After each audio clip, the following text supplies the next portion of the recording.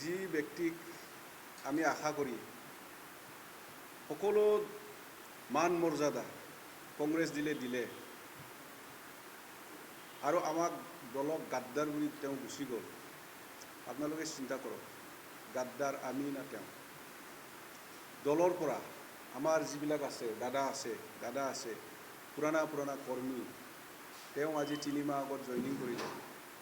দলে সিদ্ধান্ত ল'লে যে তেওঁৱেই উপযুক্ত বুলি ভাবিছিল।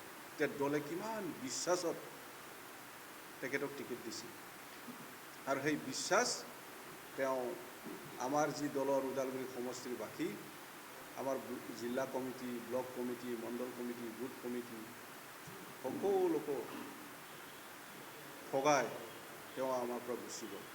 কিন্তু আমাৰ যিখিনি দলৰ কৰ্মীবিলাক আছে, আমি বেছি উৎসাহেৰে আমি এতিয়া কাম কৰিবলৈ আমি আগবাঢ়িছোঁ। সেইকাৰণে আজি আমি ওদালগুৰি জিলাৰ আমাৰ যি কাৰ্যালয় ৰাজীৱ ভৱনত আমি একেলগে একগোট খাইছোঁ, আৰু অতি কম সময়ৰ ভিতৰত আমাৰ এই ভৱনখন গোটেই ভৰ্তি হ'ব।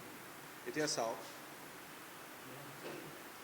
আমি তেখেতক যি ধৰণৰ সহায় কৰিব লাগে, তেওঁ ৰিটায়াৰ্ড প্ৰফেচাৰ খগেন চন্দ্ৰ বড়ো, ইলেকশ্যন ষ্টেৰিং কমিটি আমি গঠন কৰিলোঁ। ইলেকশ্যন ষ্টেৰিং কমিটিক গঠন কৰিলোঁ, আমি তেখেতক চেয়াৰমেন হিচাপে গঠন কৰিলোঁ। তেখেতে আমাৰ জিলাৰ উপ-সভাপতি, আমাৰ জিলাৰ জেনেৰেল ছেক্ৰেটাৰী আছে, তেখেতক চিফ কনভেনৰ হিচাপে আমি পাতিলোঁ। যোৱাকালিলৈকে আমাৰ ঠিক ঠাক আছিল ৰাতিপুৱালৈকে, হঠাৎকৈ ক'ৰ পৰা কি ধুমুহা আহিল, এই ধুমুহাতে তেখেতে গুচি গ'ল। আৰু এতিয়া এই মুহূৰ্তত আমি কাকো দোষ দিব নিবিচাৰোঁ। আমি অলপ পিছত আমাৰ মিটিং হ'ব, মিটিঙত আমি কি সিদ্ধান্ত লোৱা হ'ব, এই সিদ্ধান্ত লোৱাৰ পিছতে আমি ক'ব পাৰিম।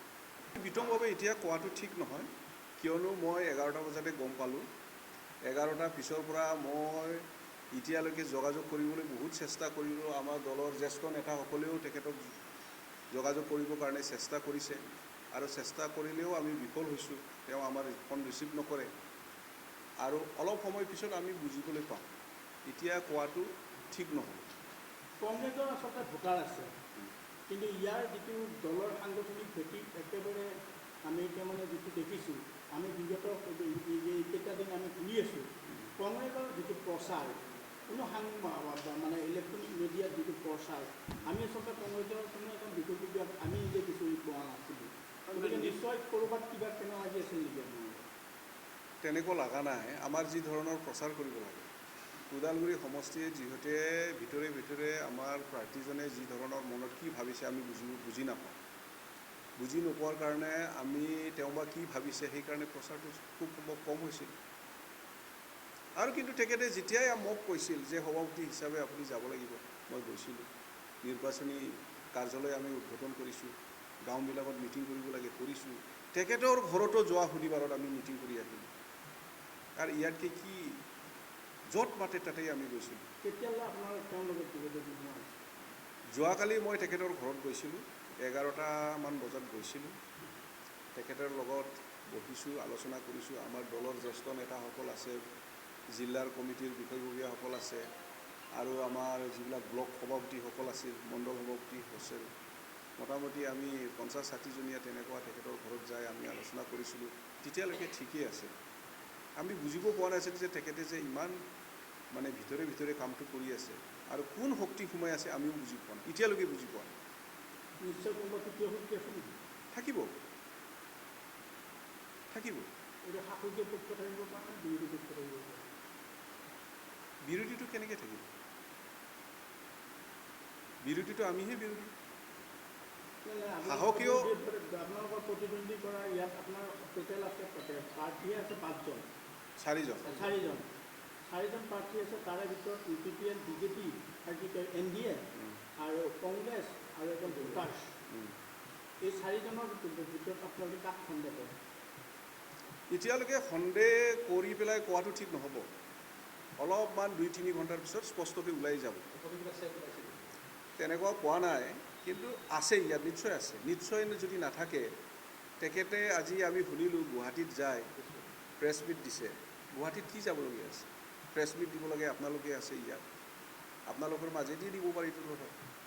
আৰু সেইটোৰ কাৰণে মোৰ সন্দেহ এটা হৈছে, আৰু সেইটো স্পষ্ট নহয়, কিন্তু গুৱাহাটীৰ পৰাই সেইটো হৈছে। ধনৰ লেনদেন হ'ব NDA হ'ব পাৰে। আৰু। ধনৰ লেনদেন নহ'লে ইমান গুৱাহাটীলৈকে যায়, প্ৰেছ মিট দিয়াৰ কাৰণটো নাথাকে নহয়। কিবা এটা হৈছে, কিন্তু আমি স্পষ্ট কৰিব নোৱাৰিম। এইটো NDA থাকিব পাৰে। নাই, সেইটোৱেতো কৈছোঁ, মই 2-3 ঘণ্টাৰ পিছত স্পষ্ট হ'ব। মই তেতিয়া আপোনালোকক আকৌ লগ পাই সেইখিনি কথা ক'ব। তেওঁলোকক ভাবুকি পাই যোৱা নাই আপুনি? ভাবুকিৰ কথাটোতো তেনেকুৱা মই গম পোৱা নাই, আৰু গম নোপোৱাটো মিছামিছি কৈ লাভ নাই। তেওঁ অভিযোগ কৰিছে, তেওঁ ফোন কোনেও ৰেছপণ্ড নিদিয়ে। ফোনৰ তেওঁ কাৰ লগত যোগাযোগ কৰি আছে, আপোনালোকৰ লগত নে তেওঁ ওপৰৰ মহলাৰ লগত? ফোনৰ লগত যদি যোগাযোগৰ কোনো যদি ৰেছপন্স নিদিয়ে, যোৱাকালি আমি 1টা বজালৈকে তেখেতৰ ঘৰত আছোঁ, দিনৰ নে দিনৰ। আমি গোটেই জিলাৰ যিখিনি বিষয়ববীয়া আছে, ওদালগুৰি সমষ্টিৰ ব্লক সভাপতিসকল আছে, মণ্ডল সভাপতিসকল আছে, যোৱাকালি আমি 1টা বজালৈকে তেখেতৰ ঘৰত আছিলোঁ। তে ফোন যদি ৰিচিভ নকৰে, আমি তেখেতৰ ঘৰত কেনেকৈ যাব পাৰিম? এইটো মিছা কথা।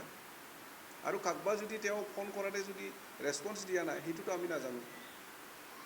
কোনোবা দলৰ নেতাবিলাকে যদি ব্যস্ততাত থাকে এই ইলেকশ্যনৰ মুহূৰ্তত, মই জিলাৰ সভাপতি হৈও কিছুমানক ফোনত নাপাওঁ, কিন্তু যেতিয়া সময় পায় তেতিয়া কথা পাতে, ভাল এটা ৰেছপন্সটো পাওঁ। এতিয়া ফাইনেল ভোট গ্ৰহণ হ'ব, EVM-তো তেওঁৰ সঠিক চিহ্ন থাকিব। থাকিব। গতিকে আপোনালোকৰ দলীয় কৰ্মীসকলে এতিয়া কাক ভোট দিব?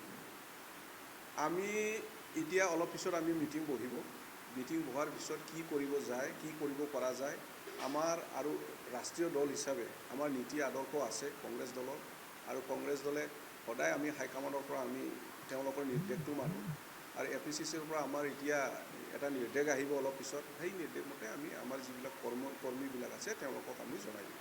তেওঁ পদত্যাগ কৰাৰ পিছত হাইকমাণ্ডে আপোনালোকক একো কোৱা নাই কিবা কিবা? কোৱা নাই নহয়, কৈছে, সুধিছে কি কাৰণত গ'ল। তেখেতকতো পইচা পাতিও পাৰ্টিৰ পৰা যিখিনি সহায় কৰিব লাগে। আমাৰ দল চাওক, আমি হ'ল এতিয়া ভাৰতৰ দেশখন আমি 50 বছৰতকৈ অধিক দেশখন চলাইছোঁ। আমাৰ দলৰ টকা পইচা নাই, কিন্তু টকা পইচা নাথাকিলেও যিখিনি পাৰোঁ দলৰ যি সিদ্ধান্ত মৰ্মে সেইমতেতো সহায় কৰিছিল তেখেতে, আৰু নোৱাৰাখিনিতো নোৱাৰে,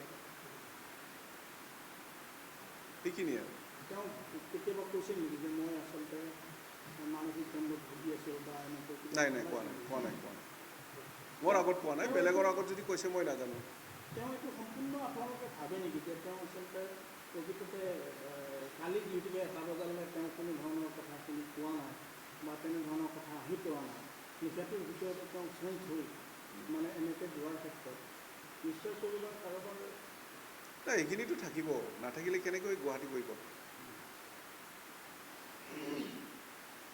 আৰু সেইখিনি বুজিবৰ কাৰণে আমাক আৰু কিছু সময় লাগিব। তেওঁলোক যোগাযোগ হোৱা নাই এতিয়ালৈকে? ফোন ৰিচিভ নকৰে। যোৱাকালি ৰাতিৰ পৰা মই ফোন কৰি আছোঁ, ফোন ৰিচিভ কৰা নাই। মই ভাবিছোঁ আমাৰ ব্যস্ত আছে। মই পিছত হৰিচিঙা ব্লকৰ, যিহেতু তেখেতে হৰিচিঙা ব্লকৰ আণ্ডাৰত পৰে, হৰিচিঙাৰ ব্লক সভাপতিক মই ক'লোঁ যে তেখেতৰ লগত যোগাযোগ পাইছেনে? নাই, মই তেখেতৰ ঘৰত গৈয়ে আমাৰ যিখিনি পলিং এজেণ্ট সেই লিষ্টবিলাক আমি বনাই আছোঁ। কিন্তু মানুহটো আছিল নে নাছিল মই সুধিলোঁ, মানুহটো নাই। তেওঁ ঘৰত মানুহ সুধিছেনে নাই? ঘৰৰ মানুহ সুধিছোঁ। কি কয়? ব্লক সভাপতিয়ে কৈছে গৌৰৱ গগৈ মাতিছে, APCCৰ সভাপতি সাংসদ গৌৰৱ গগৈ মাতিছে। আৰু যিখিনি মাতিছে কেণ্ডিডেটবিলাকক মাতিলে সভাপতি হিচাপে মইতো অলপ গম পালোঁ হয়, তেতিয়া আৰু মোৰ বেছি সন্দেহ হৈ গ'ল, নিশ্চয় কিবা এটা আছে। অলপ পিছতে পালোঁ আমি মিডিয়াৰ যোগেদি যে তেওঁ পাৰ্টিৰ পৰা প্ৰত্যাহাৰ কৰিছে। প্ৰত্যাহাৰ কৰাটো কাৰণ নাথাকে, তেওঁ পাৰ্টিৰ পৰা ৰিজাইন দিব লাগে, কিন্তু পাৰ্টিৰ পৰা ৰিজাইন যদি দিব লাগে সভাপতি হিচাপে মোৰ তাত আহিব লাগে, এতিয়ালৈকেতো অহা নাই। কিন্তু এতিয়া আমি আলোচনা কৰি দলে যি সিদ্ধান্ত ল'ব এই সিদ্ধান্ত মৰ্মে তেখেতক আমি ব্যৱস্থা কৰিম, বিহিত ব্যৱস্থা কৰিম। কংগ্ৰেছে কেৱল ন্যায় তুষ্টিকৰণ কৰে বুলি অভিযোগ কৰি গৈছে আপোনালোকৰ পাৰ্টিয়ে। অকল যদি মিয়াৰ ৰাজনীতি যদি কৰে, এতিয়া মাজবাট সমষ্টিত 4টা বিধানসভা সমষ্টি, তেখেতে বড়ো আছিল। যদি মিয়া বুলি কয়, বড়োক কিয় কেণ্ডিডেট দিলে? মাজবাটত আমাৰ নাৰায়ণ অধিকাৰী আছে, তেওঁ নেপালী সম্প্ৰদায়ৰ মানুহ। টংলাৰটো আপোনাৰ আদিবাসী মানুহ, ভেৰগাঁৱতো বড়ো মানুহ হৈ গ'ল। তো অকল মিয়া মিয়া এই শব্দটো হ'ল, এইটো হ'ল বিজেপিৰ পুৰণা এটা ডাইলগ। আৰু সেই লৈ মিয়া মিয়া কৈ পেলাই যি ধৰণৰ ৰাজনীতি কৰিছে, ধৰ্মক লৈ ৰাজনীতি কৰিছে, এই ৰাজনীতিত মানুহবিলাক আজিকালি বিশ্বাসত নলয়। আৰু এইবাৰ আমাৰ অহা কালি যি নিৰ্বাচন হ'বলগীয়া, এই নিৰ্বাচনত আমাৰ গৌৰৱ গগৈৰ নেতৃত্বত আমাৰ চৰকাৰ গঠন হ'বলৈ গৈ আছে, এইটো 100% কথা। আপোনালোকৰ লাষ্টৰ ভোটটো কাক দিয়াৰ সিদ্ধান্ত ল'ব? এই 2-3 ঘণ্টাৰ ভিতৰত আমি সিদ্ধান্ত ল'ম।